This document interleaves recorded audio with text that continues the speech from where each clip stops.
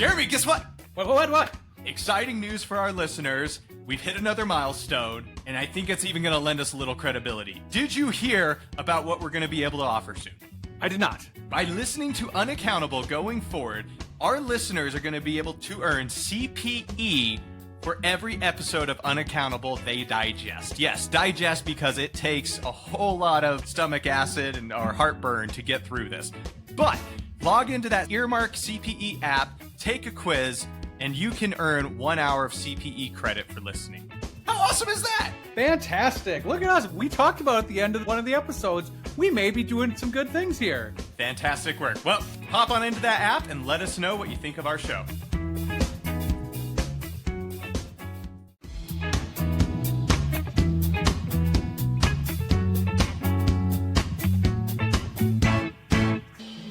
Welcome to UnAccountable, the world's okayest accounting game show podcast for product news, updates, and education. And we are live.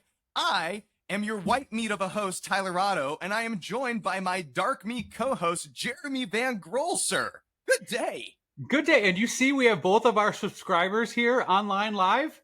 Hi, Mom. Awesome. If we have new subscribers here, just to get an idea of how ridiculous we are, we write these intros every time. And this one, I wrote, not lying here, I wrote light meat and dark meat. And Tyler sends me a message. He's like, is that like a Wisconsin or a Midwest thing, light meat? And I'm like, nope, it's totally should be white meat. That's where we are. Jeremy, people didn't tune in for us today. They tuned in first and foremost because Keeper made this happen. Stay tuned, because we're going to be talking more about Keeper later in their app, our great sponsors who make sure the smart people get paid, not Jeremy and I. Also, though, we have two contenders joining us today for our first ever live episode. First off, I'm excited to introduce, out of Connecticut, she is the owner of Powerful Accounting, but you may better know her as the designated motivator, the amazing public speaker. Her competitors call her crazy, her team calls her coach, but we call her our first competitor. Let's get rolling. Welcome to the show, Don Brolin. Let's go. Are you kidding me, Tyler? I can't wait for today. I'm gonna battle Nick. I'm gonna punch him in his face like 5 times during the show. And Don, I have to ask, first maybe accounting trivia show you've been on, has the years of answering absurd questions for clients prepared you for this moment? Yes, 100%. I had one this morning. I think they're daily. It's like a daily dose of dumb. The daily dose of dumb. It's the 3 Ds. Jeremy, trademark that because that might be our new tagline over here. DailyDoseOfDumb.com. You can have it. I'm on that right now. We'll take it. Next up, out of New Jersey, he's the managing partner of Boscia & Boscia accounting firm. You may know him as the Balanced CPA on all the social medias, or the guys who's trying to visit 100 countries before he's the age 55. Either way, we are excited to have him as our second competitor. Welcome to the show, Nick Boscia. Thanks for having me, Dawn. Bring it on. Punch me as many times as you want. I can handle it. So, Nick, I have to ask you, when we are, creating this heavyweight bout, right? We were first talking with Netflix, and they went in different easy directions. on the heavyweight. Easy on the heavyweight, but go ahead. Good call. When we were coming up with this, first person, we were talking with David Leary, and he's like, yeah, let's ask Dawn. And the moment Dawn got the text, she said, Nick is my fight. I want Nick. Why do you think Dawn wanted you? Was it she wanted a worthy competitor? She wanted an easy punching bag? Like, what do you think it was? I think she wanted a worthy competitor, and we're good friends. So whenever we're together, we are always battling it out. We're very competitive, both of us. So it's going to be a fun show. Are there any side bets behind the scenes you guys got going on, or any like dirty gameplay that was happening beforehand? Yeah, it's just probably not appropriate to say live on air. Can we at least get a Titan slap from one of you? Oh, yeah. Just bragging rights for probably the next year, at least. Easily. Well, we're looking forward to giving out the crown, and maybe, Jeremy, we need to go to our meager budget and get them a heavyweight belt. But I'm excited because Jeremy gets to kick off our first game today where, Jeremy, you got Don as your competitor. Take it away, sir. All right, Don, are you ready? I have a question for both of you, and we're new in our relationship that I'm sure is going to be everlasting from this point on. But do you guys have children? I have 2 children. Okay, Nick, No no children. Okay, Dawn, what age are your children? 25 and 26. 25 and 26. Okay. I know you'll see why we asked that. So we got our first game here, and let me set this up for you on what we're going to talk about. So Nick, being the balanced CPA, has achieved an excess of balance in his life, and as a result, started a new cast firm called Gen Alpha Consulting. And typically hiring only the brightest and the best people out there. So he has 2 employees, Liam and Olivia, which are the most populated Gen Alpha names for the record. And they're giving out great advice for his clients, but the clients are having a hard time exactly what they're saying. So we're going to bring you in, Dawn, and tell you what Liam and Olivia are saying and seeing if you can help us understand what that really means in normal English. Okay. All right. You ready for this? I'm ready. Are you? By the way, Nick doesn't have children, but he is a child. So he really has one himself.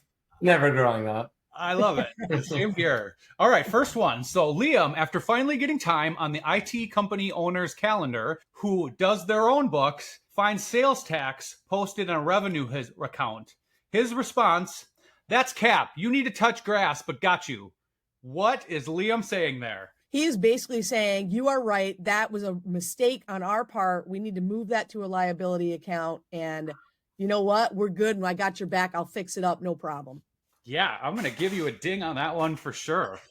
I love it. And so you got the jargon in there and expect a lot more of that to come. The one that maybe didn't have in there was touch grass. I guess that's what all the kids are saying when you're spending too much time on the video games or computer. You got to go outside, touch some grass, and let other people and bring other things into your life. Jeremy, keeping us so hip. I know. I'm the hippest one by far, right?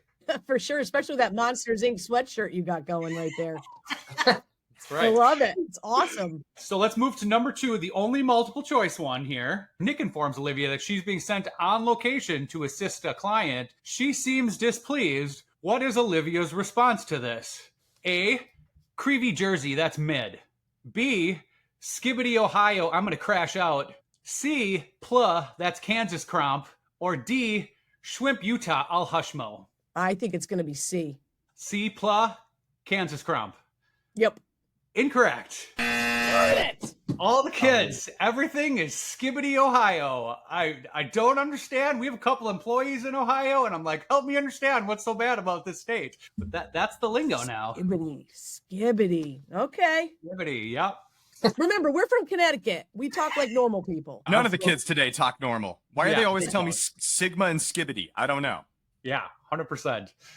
All right, moving on to number 3. A client engages with you or with Nick's team to look at why their sales have not been increasing as they have projected. After reviewing their services, procedures, and team, Liam provides them with the following feedback. Your sales manager is mid, demure. You need a Sigma with aura points that can cook. Yeah, that sounds like, well, so the finance manager, those of you said the finance manager? The sales manager, yeah. The sales manager, he's talking to the sales Yep. manager, and he's like, listen, dude, what you're doing and how you're talking to the customers is like not really that great. And I think what you're not doing is upselling. You need to upsell and get it together so that your sales can go up, because right now you're sucking at it. Perfect, right? Yep. Let's go. I love it. The one that was new to me was demure. I had heard of that one, but meaning reserved and shy. If you want a sales manager, you want someone out there who's bold, closing deals, making relationships, all of that. So perfect. I have heard a lot of demure lately Yeah. from a lot of people. That's a new one. I'm not going to use the word, but that's okay. Oh, same. Absolutely not. All right, let's move to number 4. Olivia and Liam are walking into the office, and Nick overhears Olivia saying, "How can I drip when I'm dealing with all this phantom tax?" What is she saying there? Oh, she's like, how am I supposed to get all my work done? There's so much work to do. They're killing me. They're overloading me. This is ridiculous. I'm going to say no on this one, but I like how confident you came in with that right away. Confidence kills. It's good. Confidence kill, right? I would take it. So the drip is if you're hip and stylish, right? So like, how can Olivia be hip and stylish? And I hadn't heard about this one. Again, Tyler and I both polled our networks. Phantom tax is your friends or people stealing your food. That comes from some famous content creator. So like, how am I supposed to be hip and stylish? People that keep stealing my food. Oh, right. Wow. I know. She sounds like she's got some big problems. Yeah, 100%. And I know we're all going to use these in everyday talking from this point on. Absolutely. I love it. All right.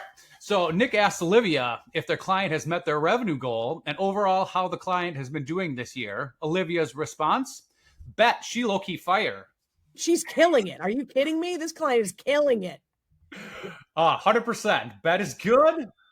Low-key means flying under the radar, but fire means doing fantastic. So that's a great one. Mhm. Perfect. Fire, I'm good with that. I even use that one. Yeah, right?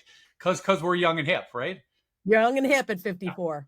Yeah, Killing 100%. it. All right, last one. So Liam is helping with Tyler's new venture, Otto's Athleisure Wear. They're releasing a new line of yoga pants that fit all body types, and Tyler invites Liam to the unveiling fashion show. Liam's response at the show is, "Gat, that fit is gas, diesel, but you better watch your cogs." Oh boy, this is a tough one. First of all, for all sizes, even for heavyweights, I would say that they're at the show and they're like, wow, I didn't realize that these pants, these leggings would fit all sizes like that. I love it. I'm going to give you that one, right? So think of this one. Gyat is short for gyat dang, to keep it somewhat PC or PG here, right? That especially in reference to the amount of junk in that trunk that we would say as older people, right? Yes. Yes. So, but then the fit is gas and even diesel. Those are both good. And obviously, if you are doing these for all sizes, that's going to be a direct cost. You got to watch your cogs because you're going to have a lot of direct material out there. Yeah. I kept that way PG. I had other things in my going through my mind that I was trying to get out of my mind. So I didn't. Our aspirations is to do an R-rated version of the show once we can sell this one or make it profitable. So we're going to get there. Let's go. You got to ramp up to it. You don't want Earmark to shut us down 12 minutes in. We got to work up to that, right? Yeah, you don't throw a frog into boiling water. You bring it up slowly. That's right. That's right. Yeah, I think it was 4 out of 6, right? I think that's pretty good out of the gate. We aim for 40 to 50%. Fantastic. That's me on fire. That's how I drive too. Well, Don, fantastic work. Nick, we need to also get you on the board as well, though, because we're going to run you through a different game. Now, we brought Dawn in here because she has a firm that has been crushing it for well over 2 decades. Decades, too. There's a duck in the top corner, and I got confused. And I felt like we all could learn some wisdom from her.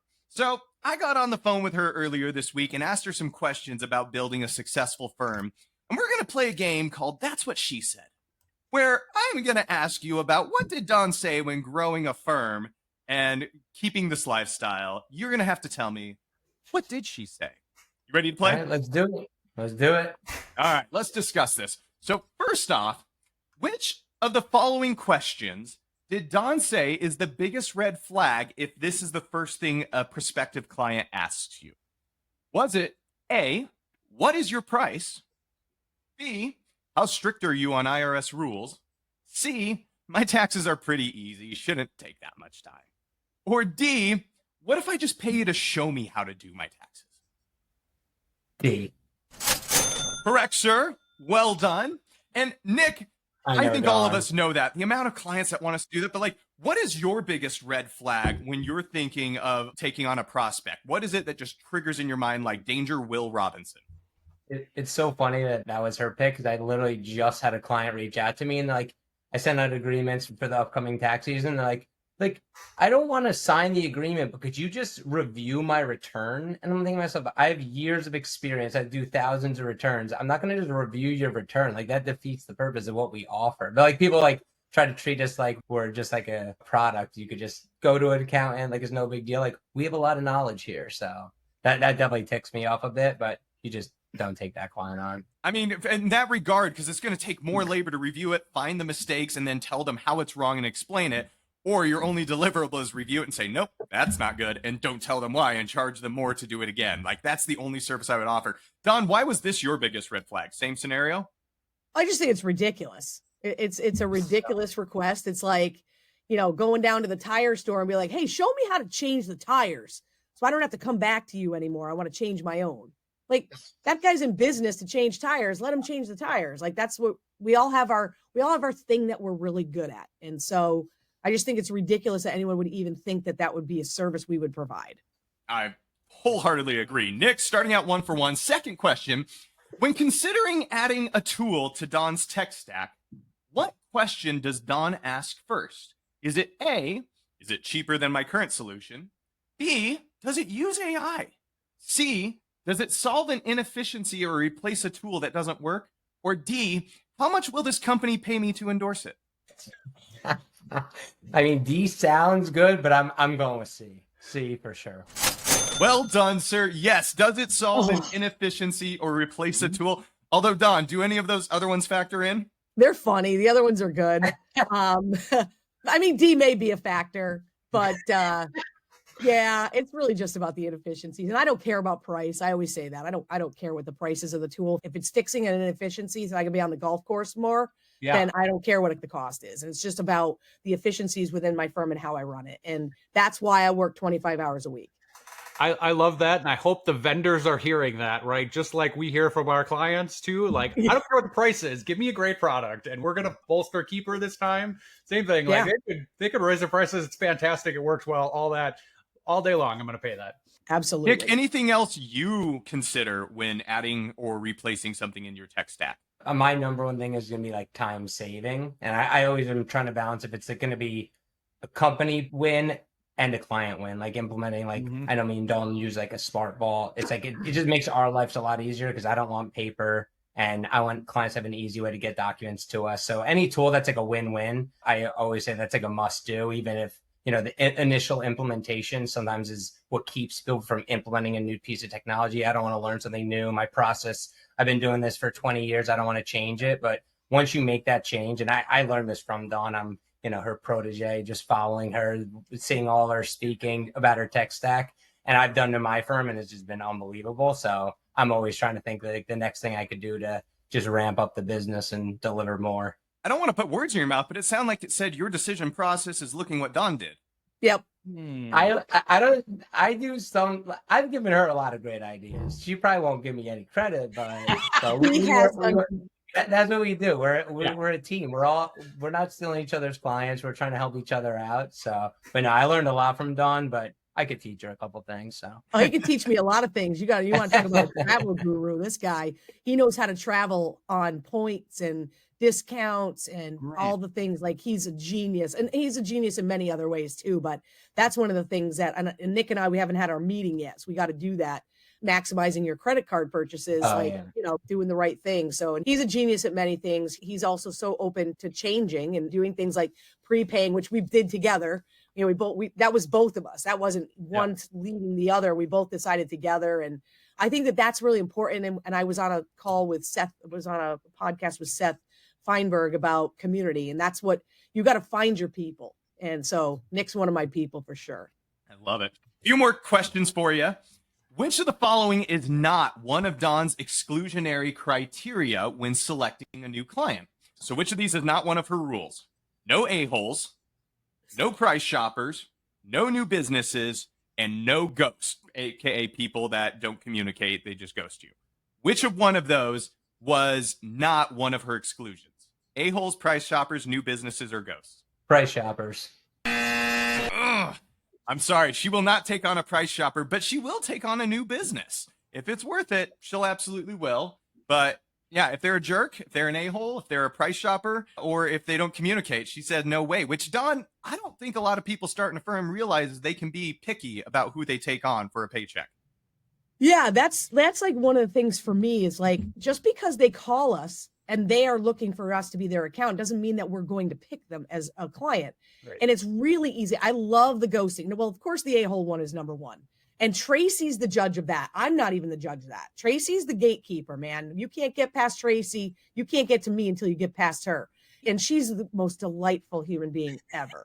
She's a lot more lenient than I am, but that's the first thing. But it depends, man. If you're, want to come to us, you want to get into subscription pricing, you're a business owner, and this is how we're going to do it. If you're like, oh, that's too expensive, then I'm not your firm.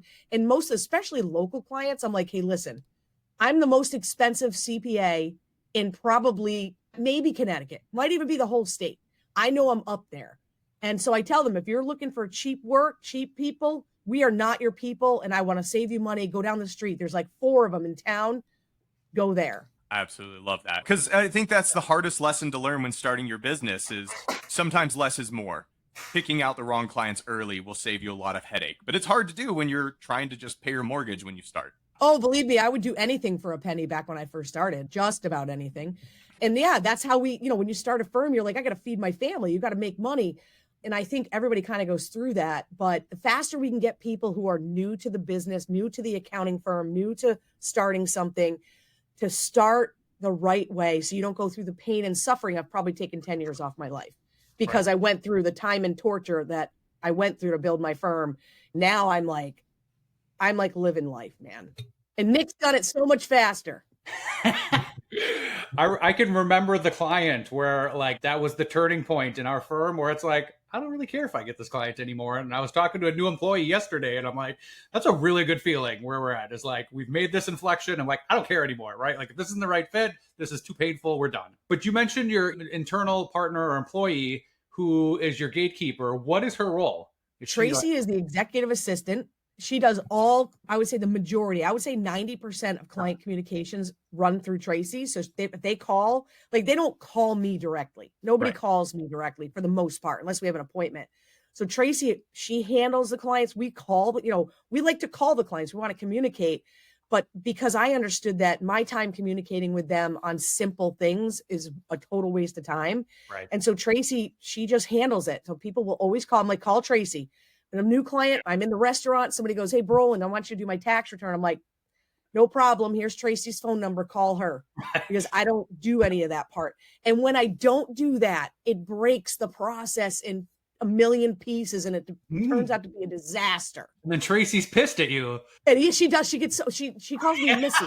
She's like, Missy, you can't. Who's this new person? What is going on? Yeah. And I'm like, yeah, I broke the process. Yeah, but I'm really good at it now because Jeremy, I love what you said about the not caring. And it's not that you don't care. Don't have people misinterpret what you're saying. Yeah. But that when you get to a point where you don't need the clients anymore, where you're like, you know what? I've got the right clients that I really like working with who are nice people and they respond. When you get to that point and you are confident in your pricing and you're like, listen, our minimum will $750 a month. It's our minimum, $9,000 a year for you to work with us. And that's bare bones. You want more service, you want more attention. It's going to rise up from there. And so it's easy to weed people out when you're like, it's $750 a month. Oh, that's too expensive for me. Then I'm not your person. Right. And it's okay. Yep. I absolutely love that. We'll keep this rolling real quick, but Nick, I want to get your opinion on this as we dive into the next one. As we all know, Dawn is famously known for carrying around a 3.05 meter rod. But which of these things will she not touch with that 10-foot pole? Is it international taxes, sales taxes, manufacturers, nonprofits, to quote her, rectifying payroll issues, or none of the above? Oh, none of the above. I mean, that's always the rule in school, when none of the above is an option. Yeah. Obviously, she doesn't want to deal with the jerks we talked about earlier, but she also has very strict rules on other things she doesn't touch, including rectifying their payroll. Nick, do you have any of those things that are non-negotiables that your firm won't touch? And why have you made that stance? Yeah, so the same as Dawn, we don't touch international tax. If they're like, I married someone who's from another country, I'm like, I refer them out. Go to the international specialist because back in the day, I used to be like, oh, I can figure this out. And I would spend hours researching, trying to figure it out, polling a friend to get some information. For one client, I'm like, I just spent all this time learning that. It was cool that I could do it, but it's not really a profitable way to grow my business. So I'm like, I'm going to stick to what I know. And then the second criteria, typically if a client's in like a lot of states, if you have a business client and they're like, oh yeah, I'm operating like 5+ states, it starts getting too complex. So I don't want to take that client on either. Most clients that we have are small. So they're going to be New Jersey, New York, or one state across the country. One state's easy. When you start having multi-state, things get a lot more complicated. So those are like the two main criteria. And along with being an a-hole, you don't want that client, no matter what. I love that. No, brilliant. You guys have totally cut great lines in the sand. I think the narrative for everyone listening is like, it's okay to say no to certain things blanketly and just tell people you got to go elsewhere. We don't do that. 2 more questions for you, Nick. This one, just because I want to know the answer. But according to Don, which of these is the most quotable movie of all time? Is it Bridesmaids, Casablanca, The Big Lebowski, or Pulp Fiction? I want to guess Pulp Fiction. I'm sorry, sir. She said it was Bridesmaids. I'm just curious what your answer, because mine is, oddly enough, The Princess Bride, and Jeremy's was Father of the Bride. So now I just got to know, what was your answer? Probably, I'd have to say Rocky. I like it. So lame. I like Rocky. It's a great movie. Is it quotable? That's the question, you know? Jersey's a stone throw from Philadelphia. Makes sense. We got it. Yeah. I watched the Tyson fight the other night. Not like it was almost like the Rocky 5, or 6 or whatever Rocky it was. So, Right. in real life, so that was kind of cool. Yeah. Last question. Dawn loves pita bread, but hates pita clients. What percentage of her pita pain in the ass clients did she fire this last year? Was it 2%, 6%, 10%, or 14% of her clients she fired? I'm gonna go with 14%. Sorry, it was 6%. And That's it. I mean, Don, I'll leave it to you, but I love this question because I know for me, when I started my firm, it took me a year to fire my first PITA that should have been gone 11 months earlier. Yep. Either of you, Don, maybe you first, rolling into Nick, but talk to us about what goes into the thought process of firing a client and how have you matured in identifying when it's time to do so? Yeah, first of all, Nick, I just want to let you know it's 6% because I barely have any left. You know what I mean? I don't really have any. I got rid of them, man. So sorry. That's on you. Okay, got but so part of it, of course, it really is in the way they communicate. That's a big thing to me. If they're ripping off emails, and I know you can misinterpret emails or text message or any of that stuff, when they're ripping off an email, and I had this happen a couple weeks ago, and he sent me an email. This guy sent me an email, and he said, or a text or something. He just said, I need this extension. I need to have proof of the extension so I can refinance my mortgage, and I need it now. Ugh. So I replied back very kindly. I said, George, number one, good morning. Number two, when I have an opportunity, I will get that over to you. And he replied back and said, I am sorry. You're right. I was bullying you and I apologize. So he was able to recover that to himself. And I think people deserve the opportunity to check themselves and recognize when they're being mean people.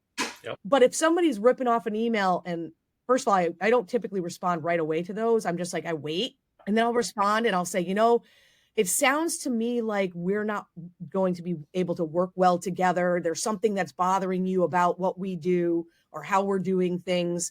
So, just let me know. It sounds like maybe you should seek another accountant, and I'm happy to refer you to Nick Boscia if you would like another accountant, and I will send them to Nick. And it really, you can just I'm just not going to work with people like that. So that's one of the criteria, because that's what you asked me, the criteria. That's a big one for me. Another one is if I cannot get you to answer and respond, and I'm doing your tax return on September 14th or 15th for S Corporation, that's the last one I'm doing for you. And I just don't need to be working. This year, Nick, mark my words, I will have no extensions except people who are waiting on K1s. 0. I like that. Reported back in our Facebook group if you make that goal, because that's pretty impressive work. Yeah. And I mean those that have the K1s that we have to wait for other practitioners to prepare, the rest of their returns will be done. Yeah. We're just going to wait on the K1s. And that is my goal for this year. I had 30 extensions this year. I want 0. Nice. Nick, any criteria or anything you want to add on firing? I agree with Dawn. If a client's rude or just mean, especially my team, what we do, each week we have a team meeting and we have a 5 worst clients list. So everyone will write their 5 worst clients and why, because I'm not in the day-to-day doing all the work, dealing with all the clients. They're really that first line. So they put their list of clients who are difficult and why so we discuss that as a group, and we're like, all right, can I have a conversation with the client, say this is unacceptable? Or is it the client just really just beyond? Because like Dawn said, someone could just be having a bad day. So I always give someone the benefit of the doubt, but if it's the same person on the list every week, week over week, that either my team and me are going to be happy or this client's going to be happy. And we're not going to change the whole system just for that one client. 95% of our clients are awesome. Love working with them, want to help them with everything. But that 5%, and I get my team involved to, help me determine who's got to go or be trained. I think clients could be trained or coached into how they should work with us. Because I think a lot of times accountants are bad at saying, this is how our firm runs and this is how we should communicate through SmartVault or through email. Don't call my cell phone. So sometimes it's on the accountant not letting the client know their expectations. So if I tell a client, they text me, because I don't give out my cell phone numbers to clients anymore, but older clients will text me. I'm like, hey, can you just email me? And I let them know. But if they keep texting me over and over, calling me on Friday nights, like that doesn't really work for me. So that's kind of where I draw the line, because we have a professional life and we have a personal life. I try to keep the two separate. So I think that's really important, please. And I understand people go through tough times, but like when it comes to people being late, like I'm getting new clients now for the 23 filing season. Like, oh, I forgot about tax season. Will you take me? I'm like, sure, we'll take you on. It's like, as long as they're not rushing me, it's like, hey, it's going to take 2 weeks, a month.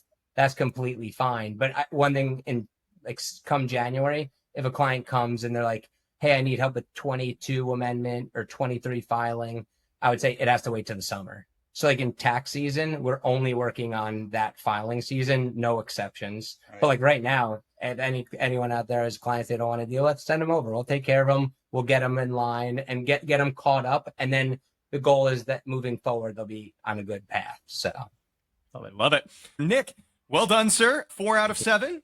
Good start out. And now it's halftime. And with that sound, that means we all get to head to the sidelines for a moment and take a bite out of a nice little app snack. And today, this episode is brought to us by Keeper. Now, for those of you who haven't listened to me before, you know I am the unofficial self-appointed president of the Keeper fan club. Yes, I mix the Kool-Aid at those gatherings.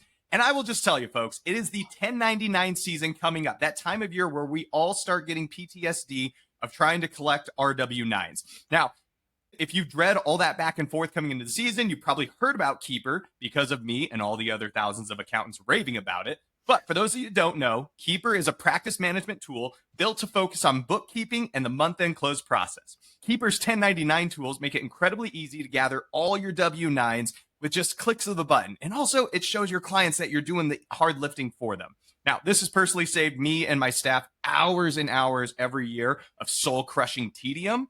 And so if you want the extra time to grow your practice and make a little more profit, go to unaccountable.co/keeper. If there's ever been a right time to get started, I would say it's right now.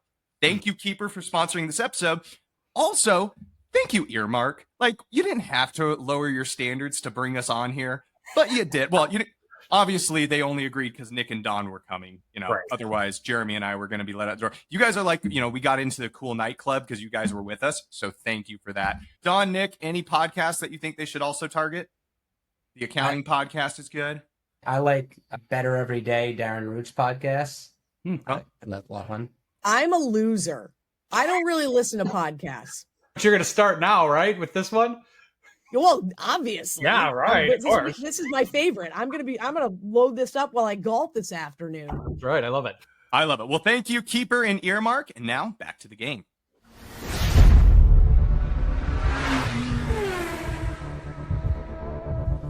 Welcome to Fast Figures. 10 questions, 1 minute-ish. All answers are numbers. The game starts now. Ladies and gentlemen, welcome to the main event. Let's get ready to figure. Michael Bufford, do not sue us. Thank you. I got my adding machine ready to go.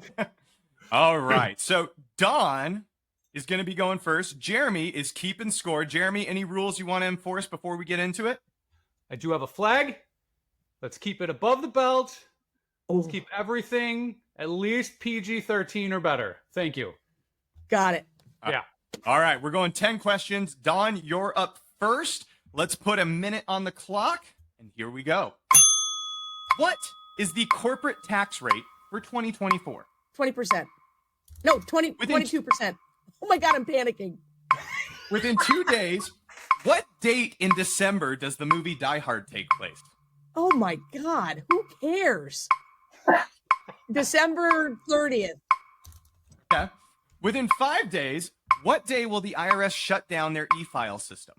Oh God, November 30th. How many seconds does the CDC recommend washing your hands? Oh. Within 10 seconds. I believe it's 15. On average, how many hours of CPE is required of a CPA every year to maintain their license? 40. What is the percentage fine for filing too many amended tax returns? Oh my goodness. Percentage fine. I would say probably 10. James Cameron's blockbuster Avatar currently sits at what number on the list of all-time top-grossing movies? From a personal perspective, 0 or a million, probably 15. Rounded to the nearest 500,000, how many funny bones have you tickled since inception of your firm, according to your website? A million. This week, Spirit Airlines filed bankruptcy under which chapter of the United States Bankruptcy Code? I'm going to guess with 7. In the 90s, Mike Nelson and his trusty robots, Gypsy, Tom Server, and Crow, were trapped and forced to watch bad B-list movies and heckle them in a TV show called Mystery Science Theater What? What number? Oh, geez. 4? It's a cult classic. 4. All right. Wow. She went through it, folks. Well done. Well done. I don't think I got 1. I think I only got 2 right. No, you got several right. We're good. So first off, what is the corporate tax rate for 2024? Now, I love this because fast figures, you don't think it's going to stress you, but it does. And I love how you danced around the correct answer of 21 with 20 and 22. That was amazing. You flirted the line on either side, but we're going to have to give you a wrong. 21% for the year. I just want to start off with a question because I have heard you say before, you only take on corporate tax returns or corporate clients, or that's your goal. Is that still true? Oh, God, no. I have 1. Yeah? I have Oh, you 1 say C no corp. to them. Sorry, you say no to C Corps. Yes, that was Yeah, your thing. I have 1. And why is that? Why do you get that exclusionary? I don't think that there's a lot I can do for them except entity planning to move them into an S corp in some cases if they've organized as a C corporation to move to an S corp. You know, the fact that they're paying dividends and they just don't understand that. They don't understand that they're paying income tax on the profits, and then when they take the profits out, they're being taxed again. And they really have a hard time wrapping their brain around it. And it just got so frustrating to try to talk to these people. I'm like, I can't do this anymore. That's fair. Question 2. Within 2 days, what date in December does the movie Die Hard take place? Your answer was Who Cares? And then the 30th. Incorrect. It was Christmas Eve. So you could have gone, Christmas Eve, Christmas Day, which just brings up the question, either of you, is Die Hard a Christmas movie? No. I mean, they can make it, I guess, into one with Christmas trees and a snowman. I don't know. I mean, the whole movie takes place on Christmas Eve. There's Christmas puns. Christmas party. Oh, I don't know. I don't think of it as a Christmas movie, but I like it. It's not my jam. All right. Next up, within 5 days, what day will the IRS shut down the e-file system? You correctly hit the nail on the head with the 30th. And I would hope in today's day and age, the IRS wouldn't need to shut down for a month to update their systems. But at the same point, I personally love it because you can tell clients like, hey, the year's done. You got to wait. How do you feel about it? Like, do you actually think like, even if we can technologically get there, let's keep the moratorium, or should we be going year round? I love the moratorium. I want them to keep it, whether they actually improve their technology one day or not. I love the fact that December, like we do all our tax planning in November. We're done by November 30th anyway with that. In December, everyone should be enjoying their families. Nobody should be having fire drills. We shouldn't be freaking out, although the BOI may change that for some people. They'll be freaking out on December 31st. I don't know, but I won't be. I can tell you that. So I like the moratorium. And it gives us a reason to say, yeah, you know what? We're done as of November 30th. We'll see you in January. By the way, they don't release all the forms typically till the beginning of February. So we get 2 months to chill out and go and charge people more money for next year's tax return. Nick. I'm the only non-tax preparer here. Is it always November 30th that it shuts off? I thought it was November 18th one year or November 20th or something. This was late, I felt. Yeah. It was late. Yeah. All right. Perfect. Next question. Within 10 seconds, how many seconds does the CDC recommend you wash your hands? You said 15 correctly. The answer is 20. No accounting merit. I just felt like that was good reminders to everyone. That's all. It's a good reminder. I think 15 seconds is enough. I have a lot of reasons why I think that, but you said PG-13 and up. So, or down, PG-13 and down. I wish my wife thought the same thing, but we'll keep it at PG-13. 15 seconds? Yeah, Perfect. I have good data to back up my opinion, but we're not going to get into that. All right, perfect. That's a different podcast. Yeah. All right. Next up, on average, how many hours of CPE is required of a CPA every year to maintain their license? You hit the nail on the head again with 40. And this is shameless plug time that, hey, folks, that's coming due soon. And you got Earmark, and you got our, mid-level tier podcast. Just saying, shameless plug time. And EAs require 20. Extra Fun credit. fact. Extra credit. All right, Show that may off. be a tiebreaker in there. What is the percentage fine for filing too many amended tax returns? You guessed 10%. Incorrectly, the correct answer is 0. Apparently, there is no limit to the amount of amended returns you can file. That's I'm why I gonna was go like, research. that was a trick question because I'm like, Yeah, well, I've, that was a tricky I've been one. amending tax returns for years and never got a fine for it. But maybe I didn't know that was something new for 24 I know about. No, I mean, come on. You've been on this podcast for 50 minutes, 40 minutes. You know that we're not above board. Like, trick questions are not Yeah. beneath us. Next question. James Cameron's blockbuster Avatar currently sits at what number on the list of all-time top grossing films? You guessed 15. It is number 1 all-time top grossing film. I ask you this because, while giant blue avatars aren't really helpful to us, do you have the avatar built out of what your ideal client looks like when you're, going to the market and soliciting services? That's a hard question for me because I don't go out to the market to solicit. I don't market, right? I really don't. I have a website because everyone's supposed to have one, which I can't wait to hear what the number is on that one. Certainly not within 5. But I do have ideal clients. I do have my ideal client, which I need to know that avatar of when they call, we need to know who those people, when they call, there's certain questions we ask them, certain things we want to know about them. That's how we gauge to see if they're going to be a blue or a blackout. You're not coming here, you're blue, you're warm and fuzzy. Okay, we'll take you. But if you're not matching those criteria and that color scheme, then it's not going to work. And I don't mean color. Don't get into that stuff. That's not what I mean. We're not going there. I was going to go there. I was like, blue is warm and fuzzy? How does that? Oh, go ahead. I'm out. I just made it up because he said it's blue.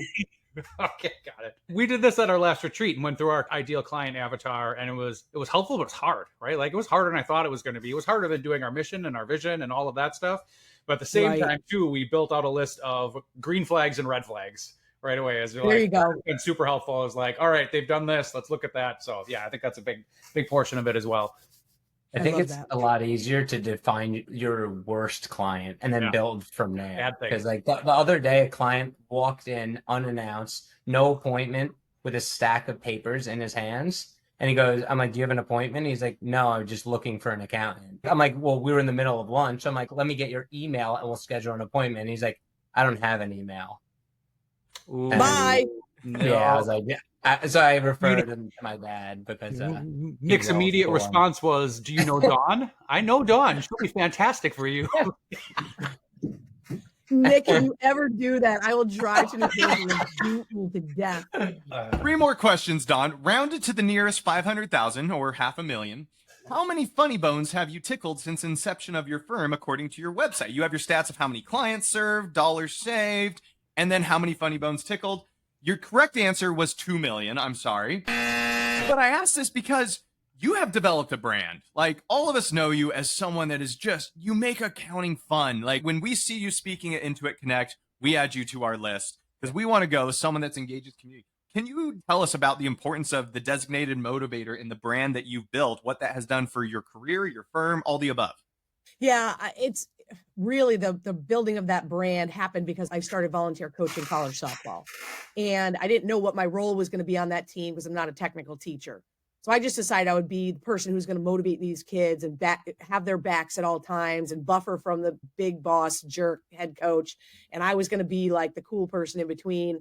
And that's what started this whole thing. And then I realized, you know what, I should be a designated motivator for my colleagues, my friends who I want to have the life that I finally feel like I got to. And it took so long that I want everyone to get there. A buddy of mine, Steve, said, we bought a boat together to resell. And I said, you don't really need me for this. Why are you including me? You have plenty of money. You don't need my money. And he says, because that's more fun when everyone's making money. Because now more people can go play golf. More people can go to Florida, be in an Airbnb for 3 weeks like Nick. More people can go, whatever it is they want to do. I'm going to go to England with my daughter. Like the things that we can do with the money we make, it's not just about being greedy and making money, but it's being able to motivate other people. I feel like I actually started doing a coaching program. So I've got 2 coaching clients right now, other firms, helping them establish reasonable compensation, charging for that, increasing their prices, doing subscription pricing and encouraging them and motivating them so that they can have most of the people, and this is so the truth, just want their time back. They just want their time back. So like, I just feel like it's my mission, the designated motivator for accounting professionals, for everyone to have a life like Nick, everyone to have a life like me. And I'm not saying our lives are perfect, but I'm saying they're way better than they've ever been before, because we have defined ideal clients. We have increased our prices. We do stand hard on the decisions we're making. And, for me, I'm a big boundary setter. Very big boundary setter. When I get in my office in the morning during tax season, I don't care who's emailing me. I don't care who's calling or texting me. I care about the tax returns that are in front of me that I need to get done so I can get the heck out of the office. And so the more I can help others do that same thing and have a great life, then I feel like I've done my job in society and in this industry that means so much to me. That's what it's all about. I love it. Yeah, agreed. Right. 2 more questions we have to go through. This week, Spirit Airlines filed bankruptcy under which chapter of the United States Bankruptcy Code? You said 7. The answer was 11. I love more than 5. Oh, you were? Did I say 5? Then yes, I'm going to give it to you. Hey, we'll just do that. Advocate for yourself, Nick. You got to advocate. He's on 7. Because we're a subpar podcast and I didn't have my notes there. She's getting it on a technicality. I bring this up just because Spirit Airlines was known for doing as cheap as possible and going after volume. And I feel like there's a corollary to our industry with tax preparers that get into the same game and are on a path to the same outcome as Spirit Airlines. I mean, anyone feel like there's some truth to that? If they completely disagree? 100%. That's the opposite of what we want to be as an industry. We want to show the value and we should charge for it. Like American Airlines. I fly a lot on American Airlines, a great first class. I have to fly first class. I have PTSD on planes.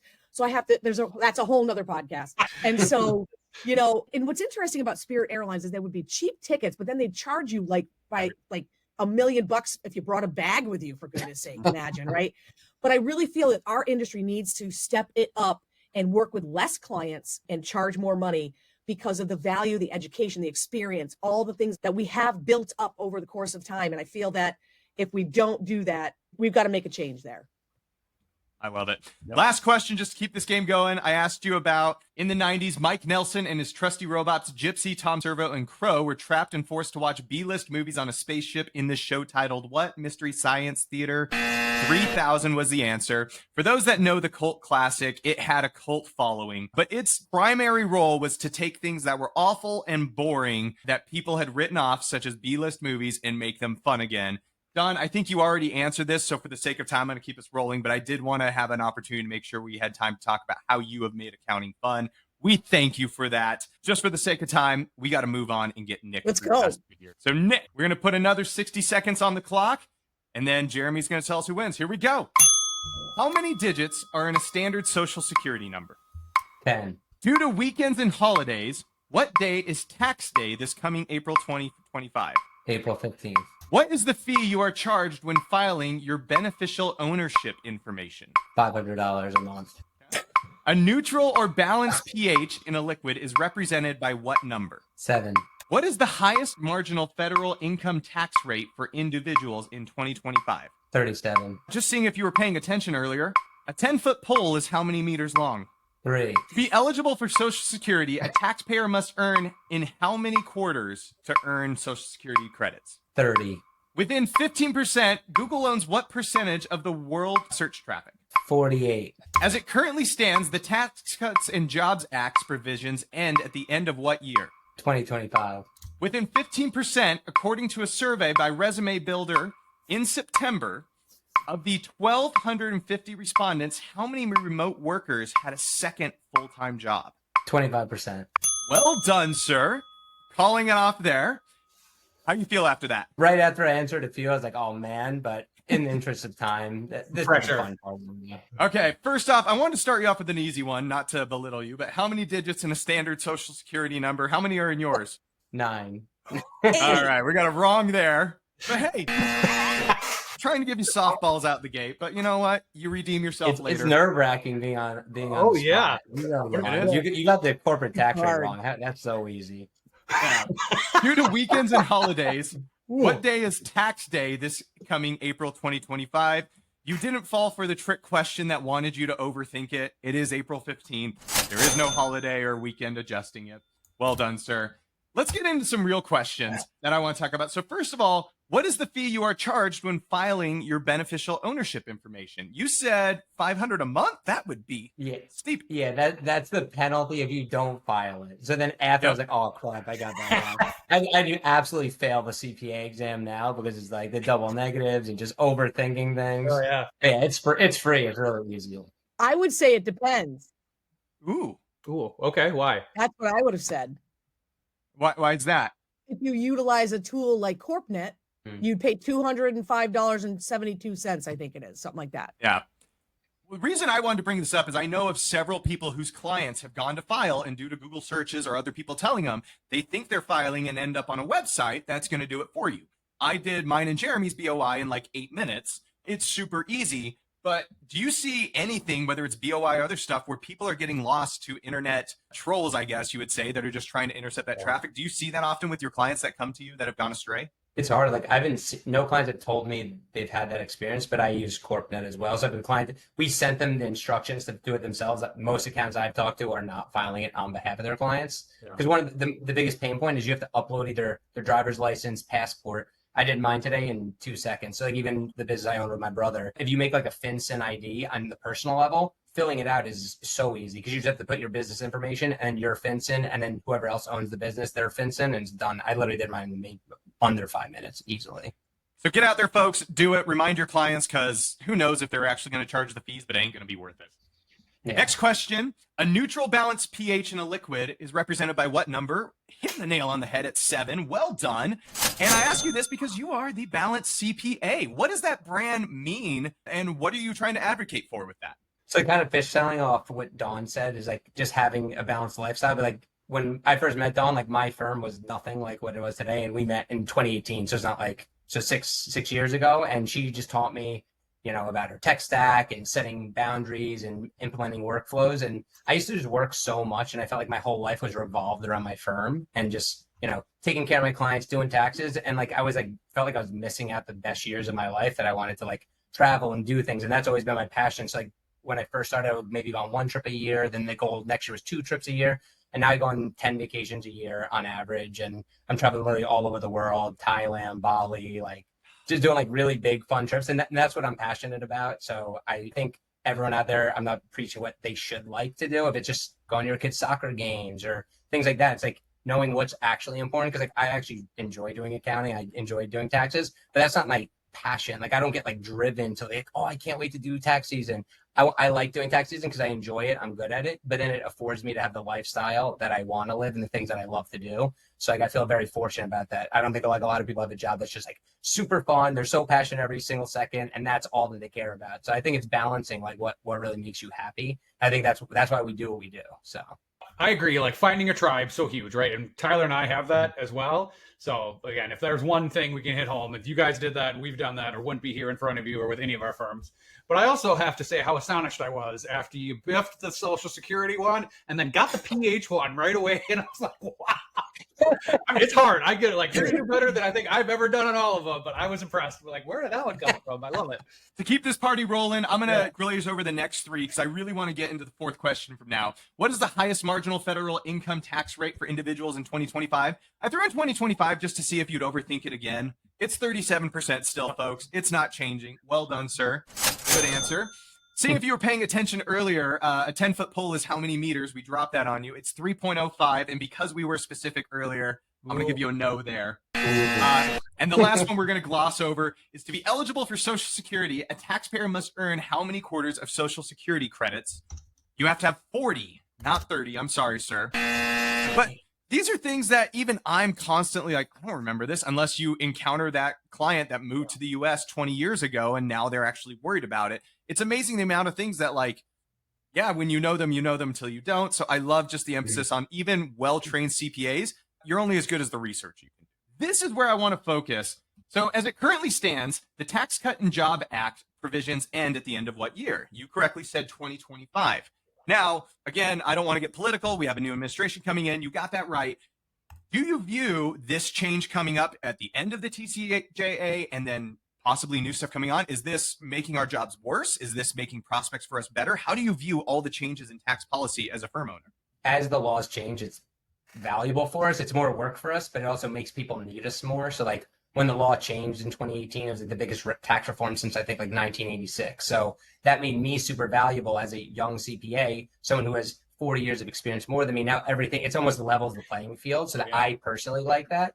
But you know, if I was older, I would hate that. A lot of accountants retired because like I don't want to learn all the new stuff. I'm almost hoping that they just extend it because like we had to learn the QBI and all these crazy calculations, like the amount of hours. Like that's one thing people don't appreciate about accountants is like the amount of hours we had to spend learning like crazy calculations and weird rules, exceptions to rules, like you just can't imagine. But so I almost hope they extend it just because like. Otherwise, like I learned all that and now it's gone. It's like you learned it for a period of time and now it's completely irrelevant.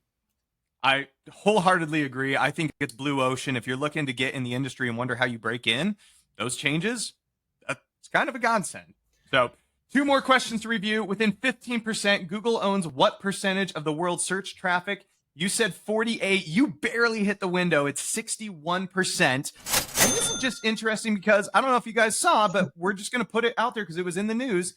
Department of Justice is urging Google to sell Chrome, which all of our favorite tools are optimized for it seems, these days. Curious if you think this is going to have any impact on us or no news. I just thought it was interesting. I never even heard of that until right now. I don't know if Dawn has. And they're trying to get them to sell Android possibly too as the operating system for phones, right? So if that happens, like those two Sell things, it to who? Who are they selling it to? If they're selling it, who's somebody buying else, so they don't have the monopoly. Yeah. Elon Musk. Yeah. it? Nick, you and I can buy it. I'll go buy it. There you go. I would invest in that company. Last question. Within 15%, according to a survey by Resume Builder in September, of the 1,250 respondents, how many remote workers have a full-time second job? You, Jeremy, what was his answer? 25. 25. So you barely hit the window again. 37%. Well done. And this is just mind-blowing me because they said particularly people that have one remote job and then a second remote job, 16.6% of them were doing 2 full-time jobs and not telling their employers. Does that terrify you as someone building a firm that like there's 16% of respondents that are doing that? Yeah, I think it's scary for every firm owner. Our firm is completely in office. So like I'm working remotely now for like the first time actually in my career. And I want our firm to become hybrid and then eventually be a virtual firm. But that's the fear is like, how do you know your team's working? It's like when you're in office, you see everyone coming into the office and you know what they're working on. But I know there's like tools out there that could actually monitor what your employees are doing, which if I became a fully virtual firm, I would definitely do that. And it's like, you almost want to never look at the reports, but if you have to look at the reports and you see your team's not working, I think that would be a cool tool, but I'm not there yet, but it's definitely a concern. And I think a lot of people who work remote is like there's a lot more opportunity for stealing time. So I think it's a fear a lot of business owners. There are also tools out there that fool those tools to show you what they're working. Yeah. There's that like side the little of it mouse movers and stuff. Yeah, right. Yeah. It's crazy. Well done, sir. But Jeremy's going to calculate the scores because it's time for a winner. Wait. Before we announce our winner, I would like to announce there's a penalty here. We had unaccountant-like contact here. This was fun, exciting, informative. This is not what we do as accountants, right? So this is a penalty. I assess you each 1 bonus point. Looking at the scores, we have to give the nod to Nick. Got 6 out of 10. Dawn got 4. So wait a minute. I also was offered a bonus point, and then I beat him by 2 in the first. I think it's even. Good advocator. I'm going to let you guys take this offline and fight that out. I mean, we're just all we could go a few more minutes. I issue 1 challenge for a tiebreaker. Right now, I want you to curse your opponent with the worst curse you can, as if you were a sorcerer. The most tedious and monotonous, like I hope your phone is always at 12% when you wake up in the morning. Most tedious curse, by my judgment, will win. The curse I put on Dawn is that all her favorite tax clients this year, their computers break and all of them mail all their tax documents for you. Ooh. Okay. Mine is that somehow, in some way and capacity, that my bank account got replaced on your Anchor account so that all of your deposits go into my bank account. Well, we have to close this off, so I won't keep Zach going long. I feel like I am, if nothing, a fan of the most petty. I feel like Nick's tedium is by far my favorite. I hope I do not ever see Dawn because I feel like she will take her rage out on me. But Nick, you are our winner of the first Unaccountable Thanksgiving Throwdown Live. Well done, sir. Go. The only other winners, I would say, are the two people that tuned in. I'm kidding. I know there was a lot more, but thank you everyone for tuning in today. Thank you, Keeper, for this podcast, this live webinar. Don, Brolin, anything? Nick, anything before we call it a day? Nick, congratulations, buddy. I'll battle with you anytime. It's always fun. Always good to be with you, Dom. But I knew I was going to win from the beginning. Thank you both so much for joining. Absolutely. Thank you, everyone, for listening, and hope you had a good webinar. Bye.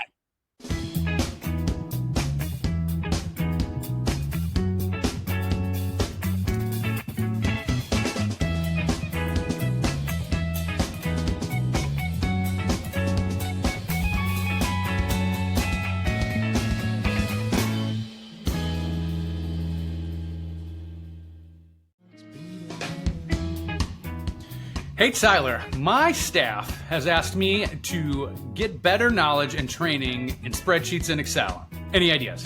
Well, yeah, dude, I'm a little offended. You go to tylerauto.com, we have a course on intermediate Excel formulas. Just have them go over there and use the promo code UNAccountable for 50% off. Nice. Gonna do that. Thank you, sir.